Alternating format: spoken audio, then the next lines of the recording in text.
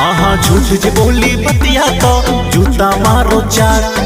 अखिया से अपने देखन हो गलत ना विचार।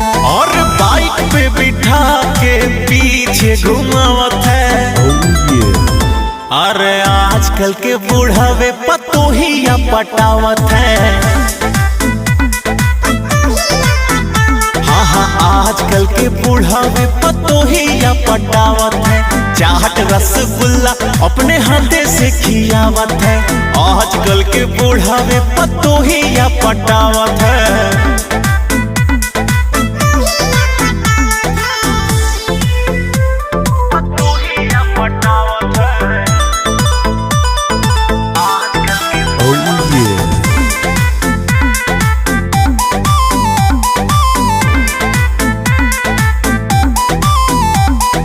जहिया घूमै के मन कहे बाप